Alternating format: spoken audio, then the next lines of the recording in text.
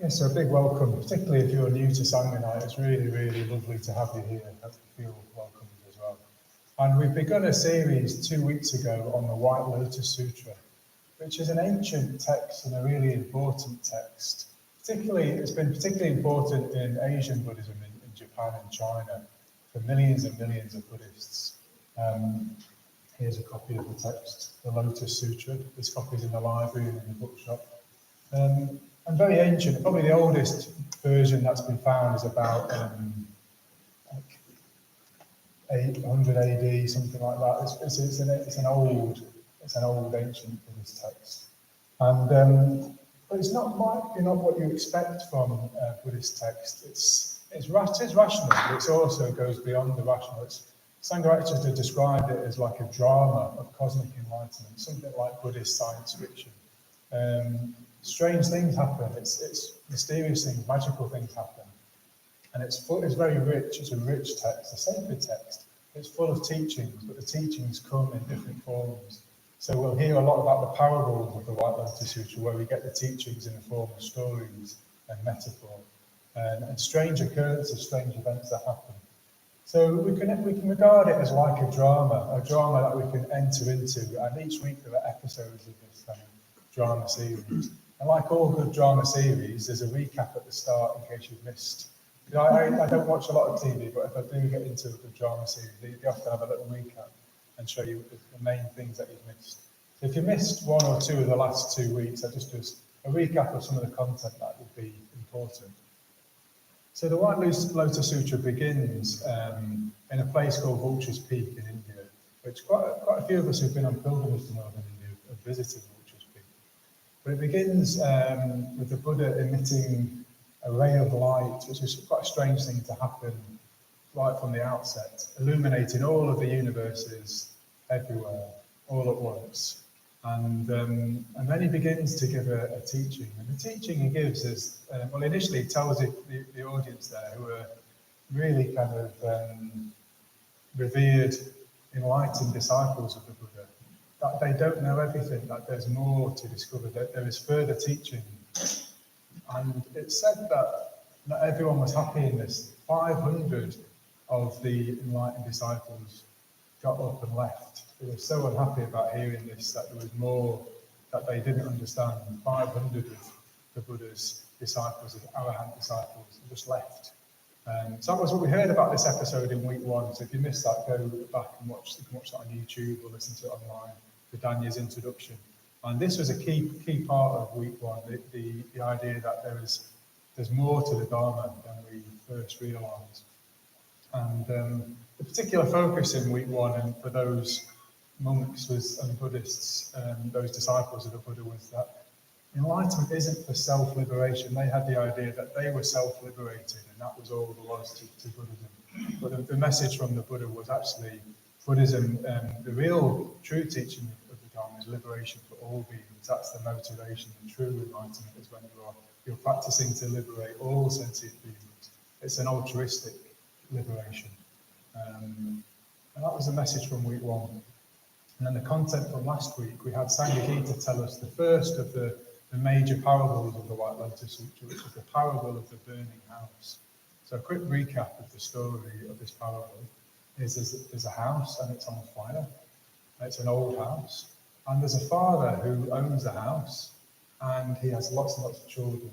And the children are busy playing with their toys, which we're told in the sutta are carts, bullock carts, which we heard, but we can translate that to being iPads, iPhones, kind of computer consoles, whatever it might be that we might be, or whatever it is that we might be distracted by. But the children of the father are distracted, and they don't notice the house is burning. And the father is outside, and he realises his children are all trapped in the house. There isn't time to go in and individually get them all out. So he tries calling out to them, but they're too busy distracted, and they're not interested in the message.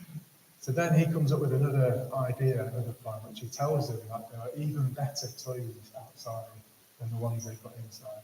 Even better carts outside than the ones that they've got inside. And the children rush out to safety, and their father is delighted. And when they get outside, the children discover what they get is much more than what was promised to them. They couldn't imagine how amazing the carts are, how amazing the toys are when they get outside of the burning house, far greater than they could have imagined. But these are the kind of two key messages from the first two talks. And this evening we've got three of us giving more personal talks about what it's like to practice the Dharma, sharing our experience of practice. But in relation to this kind of theme from both of these talks, that there's more to the Dharma than we can first realise. The Dharma keeps revealing more to us than we imagine. And it's beyond what we can imagine. It's much greater than we can imagine. So we may come along expecting something from a particular Dharma teaching or from the Dharma course or from the Buddhist Centre. And often, universally, we get much, much more than we bargained for. I was talking to someone earlier and saying, well, adverts promise things, don't they? On the TV, adverts promise things, or on the internet these days, they promise things. But often they disappoint usually. They don't deliver what they promise. Whereas the Dharma offers us things and promises things, but delivers much, much more, because we can't imagine what the Dharma will give to us. We can't imagine that. So what we're going to hear is three people just sharing how that's played out for them in their Dharma life. We'll hear first of all from Beka, and then I'll talk, and then we'll hear from Achara. And each of us will be timed by Andre, who will give us a wave after 8 minutes to let us know we've got 2 minutes left, and then he'll wave again at 10 minutes, which means it's time to stop, then for us to stop. And then after, I won't speak in between, so Beka will come up and me and Achara. And at the end, I'll come up again just to summarise and send us off into the different discussion groups. So to begin with, we've got Beka. Let's give Beka a big round of applause.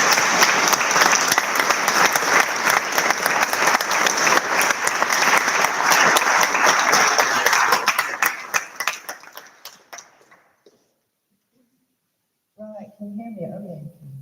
Okay. So I'm excited to be part of this new Sangha night theme on the White Lotus Sutra. And in this, the Buddha uses rich parables like the burning house to show that the Dharma meets us where we are, but keeps revealing new levels as we grow. And that's certainly been true for me, especially in how I've understood the teachings on no self.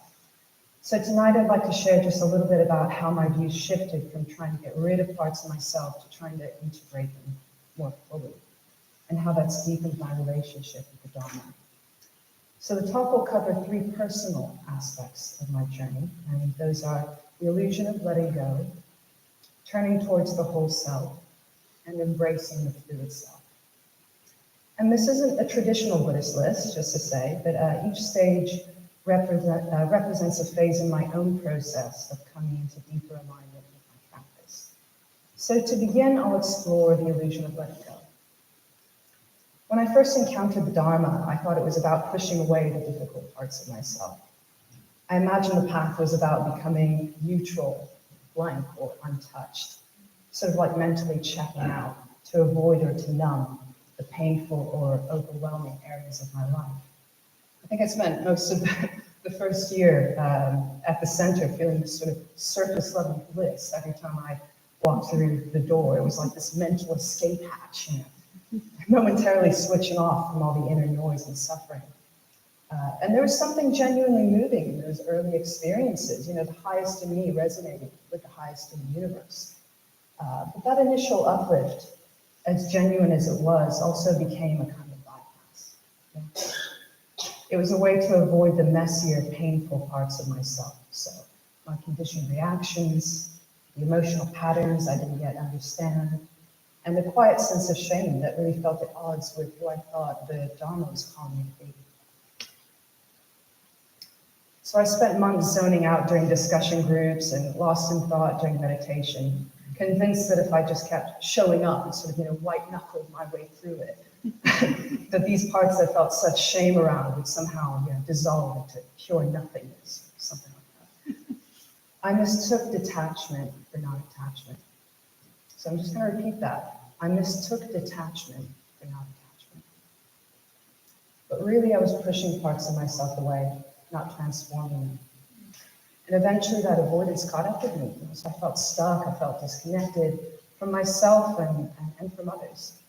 And what started to shift things were retreats, Sangha night talks, and really pivotal conversations with spiritual friends, which helped me to see that freedom doesn't come from rejecting who we are, but from turning towards the whole self with kindness and clarity. I began to realize that there's a place for me here, all of me. And this brings me to the second part of my experience, an essential shift in perspective. So over time, I realized that real practice meant engaging with the whole self, not avoiding or bypassing pain and difficult psychic material. In the Essentials of Buddhist Practice, Sangha, the founder of our movement, teaches that, and this is a paraphrase, spiritual practice is not about becoming something other than what we are, but about integrating all parts of our being with awareness, with compassion, and with skill. It's about becoming more fully who we truly are, not trying to erase parts of ourselves. And this was transformative. I've made a very successful career out of escapism in my life. And the Dharma was showing me how to embrace my full experience, not push it away. And one area where this showed up the most for me was in discussion groups. So growing up, I often had to work a little bit harder to read and internalize social cues and norms. And so moving into adulthood, I was left with this story of I'm either not enough or I'm too much, with this overwhelming fear of getting it wrong. And this was shaped by a history of what to me were mixed messages about what's okay, what's not in different contexts. I remember sitting in a discussion group on Sangha night and being asked if I wanted to share and declining. At the time, I rarely spoke much in groups, ashamed of the part of me that sought attention, the part that felt I only mattered if I seemed clever or emotionally intelligent. So I stayed silent, holding a lot inside. And it took time and many conversations with spiritual friends before I could turn towards this discomfort and say, there's the part of me that's terrified of being kicked out of the pack. There's the part of me that needs to feel clever to matter. There's the part that's yearning for depth and connection, desperate to be a part of something bigger than this fixed self. The part that's terrified of being seen as too much or not enough.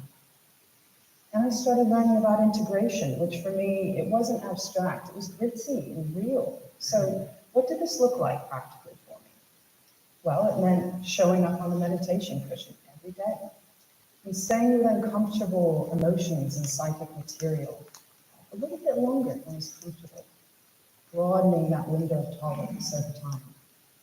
And it meant reaching out when I felt triggered or self-conscious after a Sangha night or an interaction, trusting a spiritual friend enough to say, something got stirred up. Can we talk? Can we unpack this together? You and me. It meant facing the possibility that what I was feeling wasn't just about now, but echoes of something from my past. It meant sitting with a therapist who could hold the parts of me I didn't yet know how to work with. It meant slowly cutting through the noise, reducing input, and softening those numbing behaviors so that I could hear what was really going on inside. It meant choosing vulnerability over and over again, going on retreat, expressing my inner material creatively, getting into my body, getting out of my head so much. It meant letting myself be seen, letting myself be moved, and letting it be uncomfortable.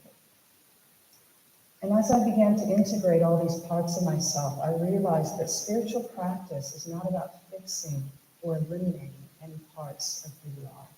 And this brings me to the third part of my journey, embracing the fluid self. This is my favorite part. So this has been about letting go of the rigid identities and stories that I've held on to, creating space for growth, connection, and a more authentic presence.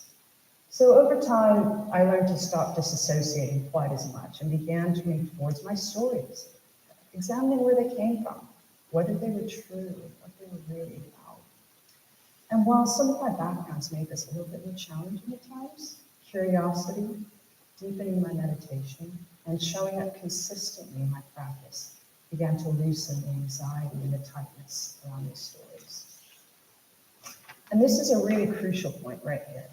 It wasn't about logically dismantling them, although some of that helps, not gonna lie, but rather allowing my inner state to shift, creating more inner spaciousness that naturally allowed the fixedness of my worldview to loosen.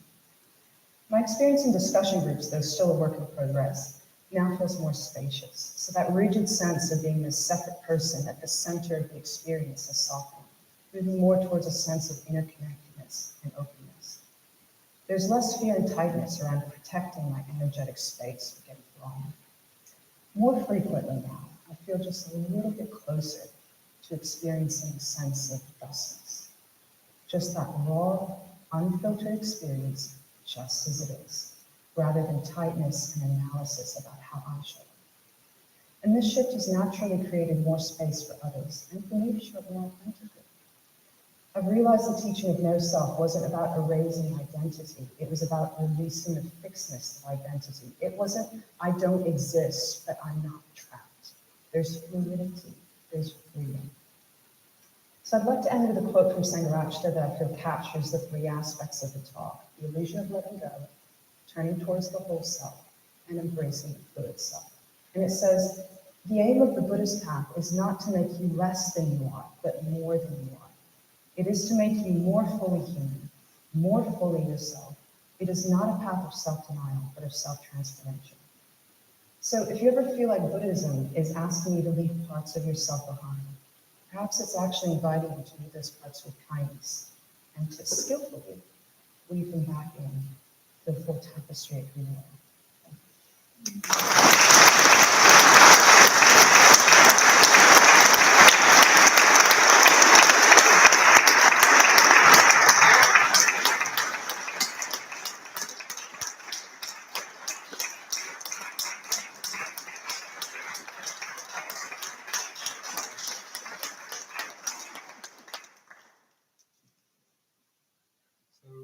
I would like to talk about my favourite Dharma teaching, really, which is the Bodhisattva ideal. And this is what the Buddha presents to his, right at the start of the White Lotus Sutra, presents to disciples, and 500 of them don't like it and leave.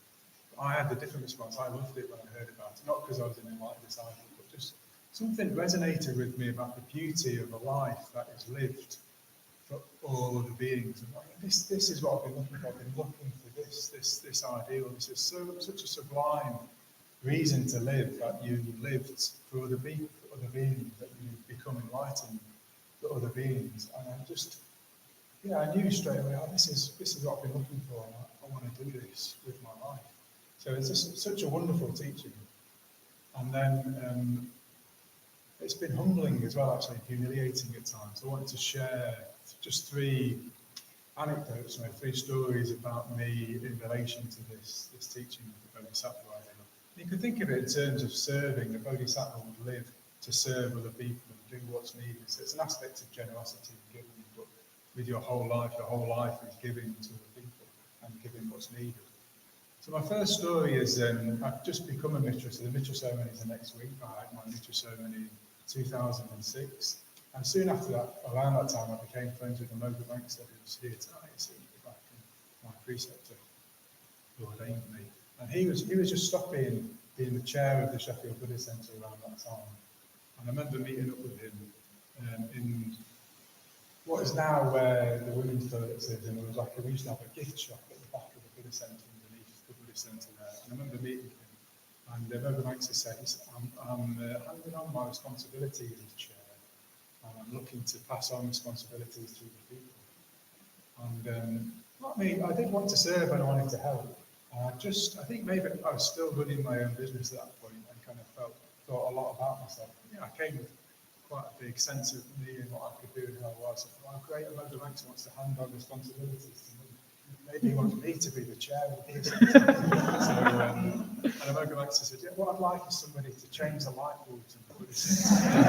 This was before we put LED light bulbs in, so quite often the light bulbs would just go out, and someone would have to go around with a ladder and just change 4 or 5 light bulbs every couple of weeks because all the light bulbs would break. So I was a bit deflated by this. It wasn't what I wanted. I didn't want to be the person who changed the light bulbs. I wanted to be something kind of grander and bigger than that. I thought, okay, well, this is what's needed. I'll be the person who changes the light bulb. That's really easy. So I came in the next weekend, got the ladder out and the light bulbs out, and I changed a few light bulbs. And I felt really pleased with myself for doing that. And then I never did it again after that. I just wasn't interested in changing the light bulbs, and I couldn't do it. I just kind of wasn't able to be the person who changed the light bulb. So it was quite a humiliating experience because I had to step down as being the person who changed the light bulb to the Buddhist centre because I couldn't do it. So that was a real kind of humbling experience of like, wanting to serve, but being caught up with lots of pride and ego and ideas about myself, and then discovering actually, if you want to serve, you need to be reliable. And I wasn't reliable at all at that point. So I had to step down as being the person who changed the light bulbs. But what I did was join teams, and I think this is a really good thing to do. If you want to get involved in Sangha and Sangha building and communities, try to join teams with other people who wanted to do the same thing, wanting to serve. So I think soon after I got involved in the Sangha night team, which was Sangha night was much smaller than the Sangha night team was smaller than. But I joined the Sangha night team and started just to do what was needed, little jobs around the place and whatever I could do to help. And I enjoyed helping in that way and serving in that way. And lots of other teams. I'd encourage you to get involved in whatever you can. The little ways of volunteering, there's cleaning teams, maintenance teams, there's Sangha work stays on holidays. There's loads of ways that you can do around the centre. And it's transformative and at times humbling as well when you realise your limitations. So that's the first story. And then the second one was fast forward to 2011. I was ordained in 2011 by Buddhist, and I was asked to join the team of order members who work at the centre team, which at the time was Bodhinaga and Suyamati, Vajratara, briefly she left after a few months, and myself, and then Satyajiti and Maitridasa joined us soon after that as well. So initially I was working with these, my teachers, a guy, Bodhinaga, especially had been my teacher. He was the guy who gave the opening talk a couple of weeks ago. Vajratara as well, a really amazing order. So I was working with these great order members, and I remember being given some advice just to kind of watch things and try and learn for the first year. And I remember for the first year largely saying yes to everything, and just kind of going on and agreeing with everything. But something kind of snapped or changed after a year. I just started to say no to everything, which was quite difficult. I started to disagree and kind of push back. And I used to think, well, I should have more say. I'm an older member. I should have more say about how the centre's run. And I started to argue and disagree. And it's quite a difficult time for everybody. Actually, it was difficult. I know it was difficult for me, and it was difficult for people I was working with as well. It was. It came to what I think. I thought I might not be able to do this anymore. I might have to stop. I think they were thinking that as well. Actually, they told me afterwards. They didn't tell me that at the time, but it wasn't going well. I did, still love the Bodhisattva idea and the sublime idea. I wanted to serve, but my ego was getting in the way again. I wanted to be the person who was making the decisions, and we were really kind of clashing, particularly with Daniel and I. He's a big, strong character, and we really started to clash. With hindsight, it's something I needed to go through. I did need to go through a stage of starting to become more assertive and to assert myself, but it didn't go well, it wasn't going well. And a turning point came when an order member called Pamavajra visited on one of the presidential visits that he does. He's the president of our centre. And I think, basically, to cut a long story short, he said, you need to serve Bodhinaga and Suyamati. You need to serve them. That wasn't what I wanted to hear at all. I was a bit like that first word. I didn't want to hear that I was the person changing the light bulb.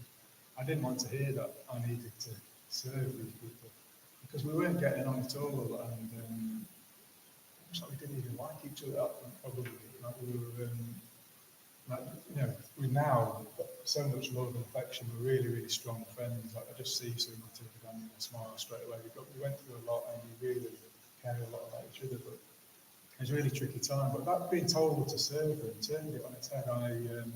Suddenly something in me, I didn't like it, but I knew it was true. It rang with truth, like the Dharma does. It was like, oh, this is what I need to do this. And it kind of turned the situation on its head. And I think they were surprised the next time we met. And I said yes again, and instead of saying no again to everything. I said, oh yeah, okay, let's do that. And suddenly things went a lot smoother. But I saw it in a bigger picture that they were really substantial people given to the situation. I needed to help them because they were helping lots and lots of people. So it became much straightforward. I needed to serve them because they were serving so many people. Okay, and then fast forward, I've got 2 minutes left. So fast forward to a couple of weeks ago, actually. So a couple of weeks ago, I became the chair of Sheffield Buddhist Centre. So I'm not changing the light bulbs. We don't have light bulbs that need to be changed. But I would be happy to do that if they did need to be changed. But I remember Padma was sitting there, and I was sitting under there, Satyajoti, some of you would have been here. And Padma just talked about responsibility coming out of love. It's actually a response that you love a situation and you want to give. And I realise that's much closer to my experience now, that after like 20 years of giving and being humbled and transformed by that service, I really love the Sheffield Buddhist Centre, and I really love the community, and I love the people that come here. I love the Dharma. I love the way that it changes people's lives. I love the Dharma economy. So, and I remember like, having this really strong sense of, it is me that is the chair now, but that's less important. It doesn't really matter because there's so many people who give in so many different ways. That's how our Sangha works. That's what's amazing about our Sangha, that for this time, I don't know how long it'll be. I'll be the person who's the chair, then I'll pass on to somebody else. But it doesn't really matter so much. And it does matter who's the chair, but it doesn't, because so many people are giving and want to serve in that way. So it's been a real change in my relationship to serving and giving, and to feeling like I can give with a bit less ego than I did to start with 20 years ago. And I'm sure that much more will be revealed about the Bodhisattva ideal and about service and giving in the next 20 years, hopefully, if I can still be alive and practicing in 20 years' time. So that's been my relationship to the Bodhisattva ideal and service and humiliation.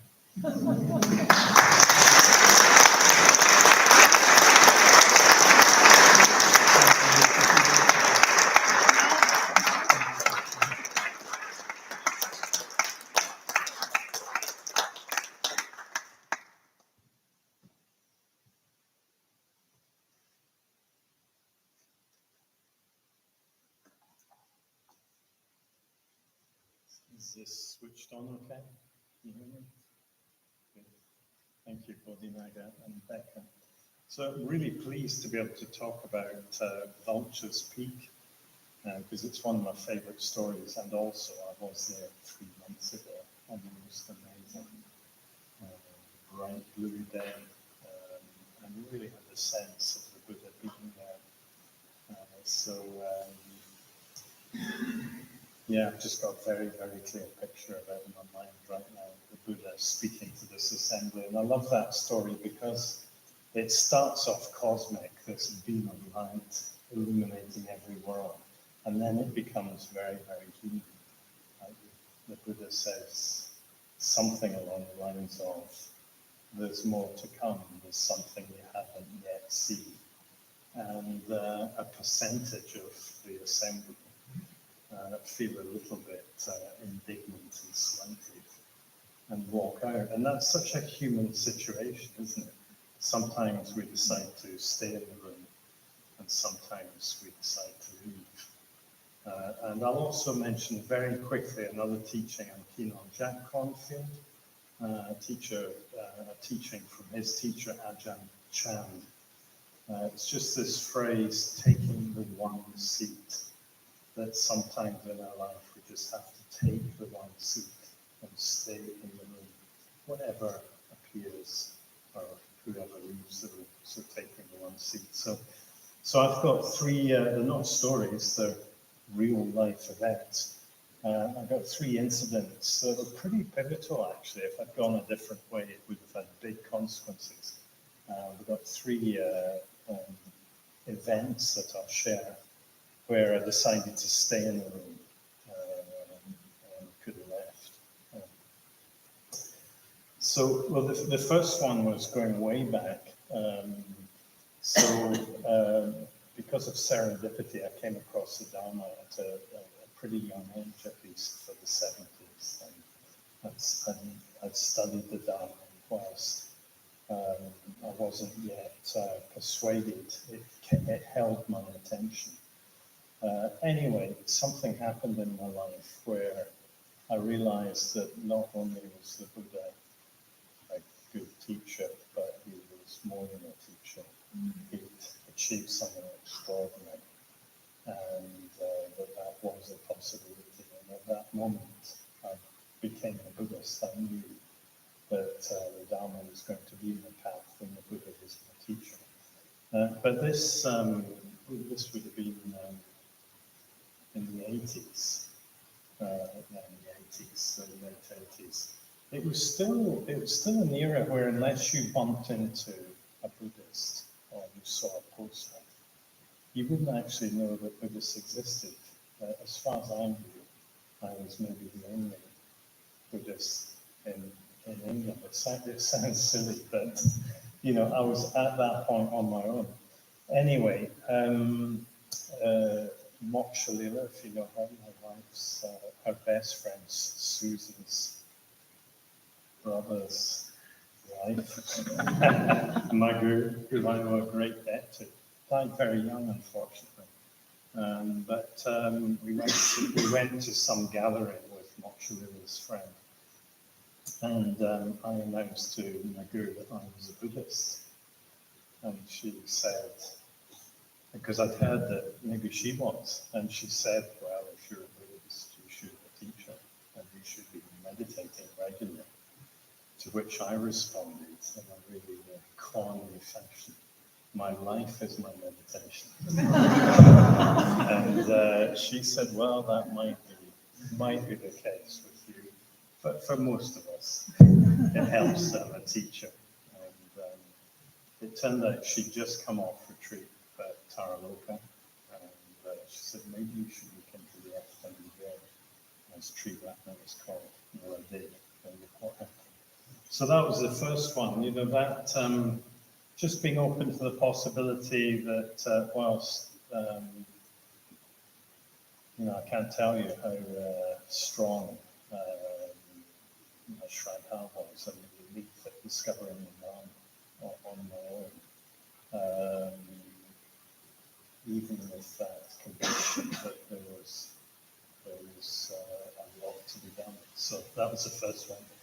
The second one, Fantraloka, meditation centre in North Wales, so maybe the third or fourth retreat I've gone on, and just really cracked something on this retreat. I worked in a very, very different way. It's an aspect of concentration is really trying to bring a focus to an object, but on this particular retreat, I really experimented with allowing and including everything that arose. So nothing was separate from my experience, nothing was a distraction, I just let everything in. And things really took off in a big way. There's this spectrum of consciousness that's promised within the context of the Dharma that consciousness can expand.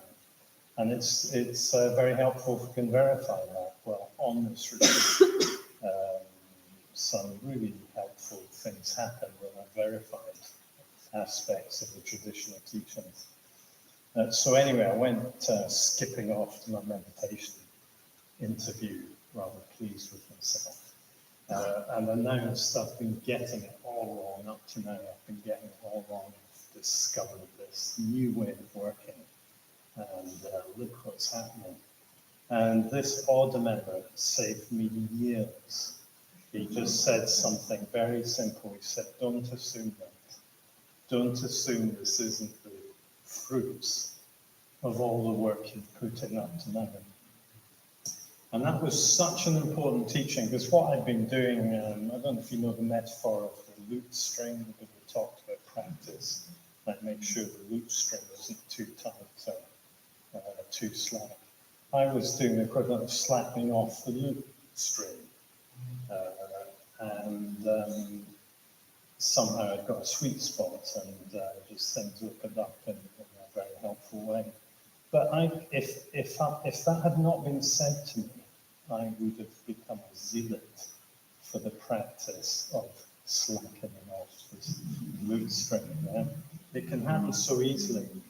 So it was a real discovery that just because something happens in the midst of a particular activity, don't become a zealot about that particular activity.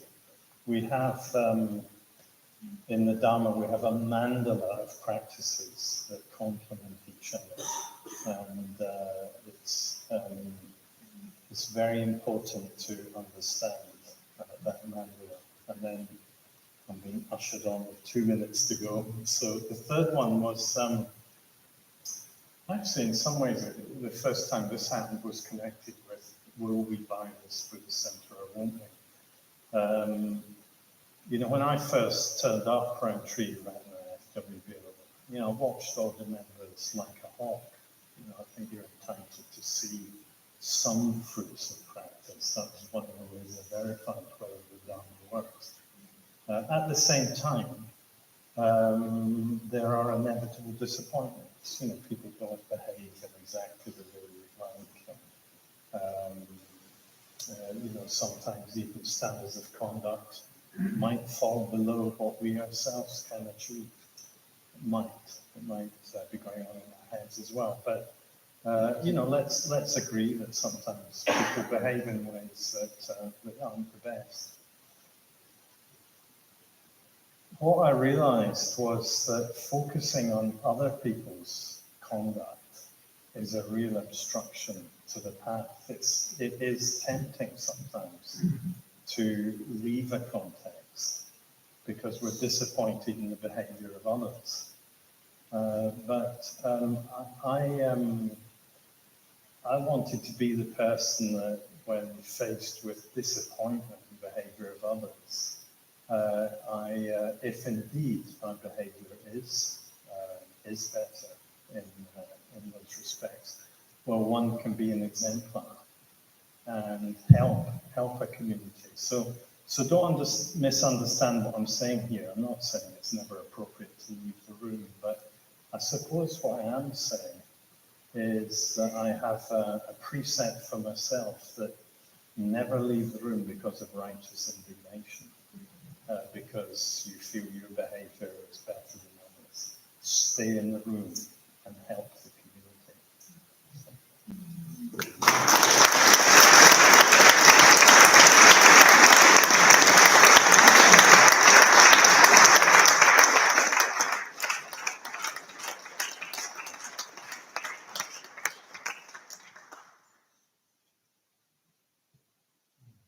It is always a treat, or it never fails to be a treat, just to hear from Sangha members about their practice of the Dharma and what that's like. So, real treat and a gift from Beka, from Achara, from me this evening, sharing our Dharma lives with you. So another round of applause for all three speakers.